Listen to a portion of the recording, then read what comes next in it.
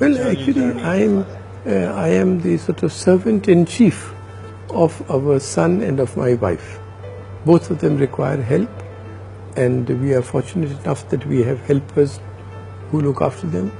But they require help all the time, and I am the sort of the person available all the time, and certainly that has a great effect on one's life.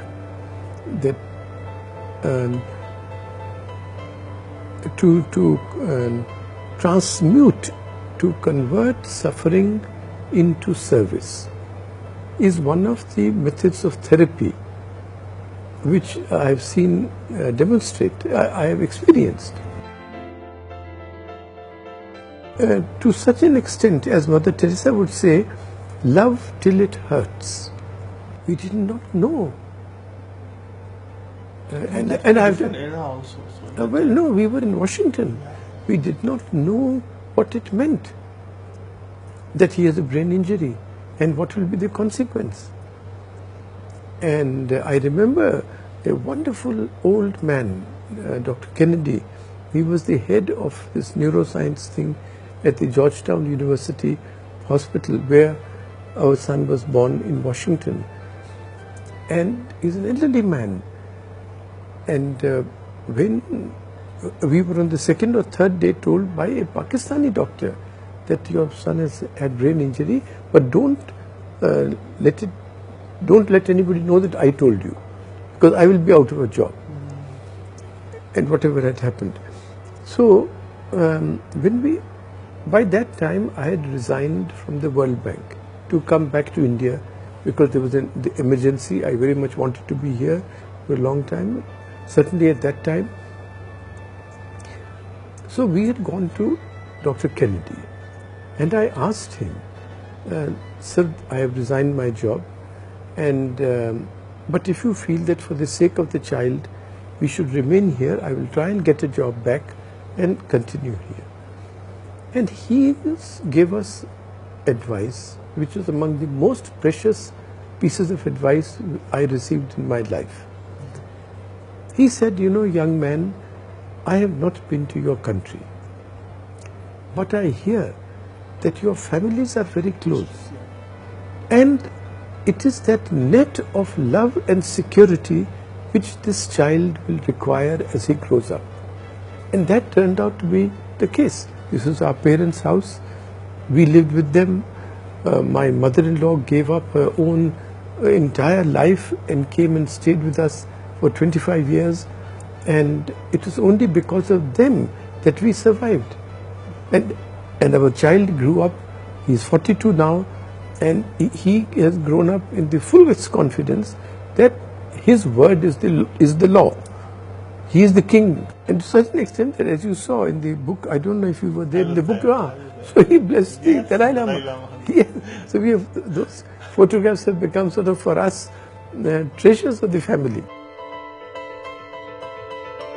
Difficulties increase, as our difficulties increase, it becomes very difficult now.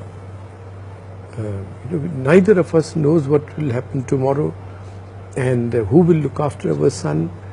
That's the worry of every person with a handicapped child. And I may die tomorrow, and then Anita will require 24 hours help to look after herself and our son. And today she cannot sign a check. So we've had to set up a trust so that her sisters and her brother and Mrs. Bimal Jalan, her closest friend, they can then operate all our savings on behalf of my wife and their child. So these special problems are arising now as we age.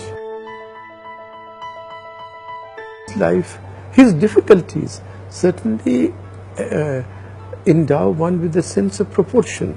Supposing somebody abuses me on this damn fool Twitter or social network, how does it matter?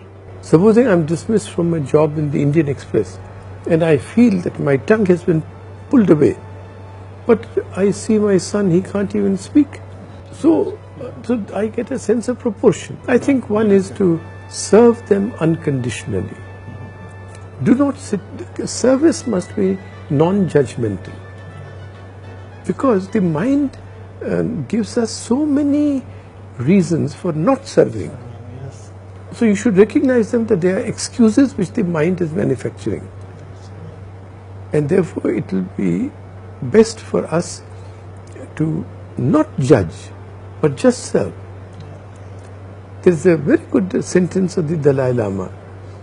If you want to be truly selfish, help someone. Wow, what a line. Beautiful line. So I have added a footnote to that. Yeah. That is, if you want to be truly selfish, help someone who cannot do anything in return to you, for you.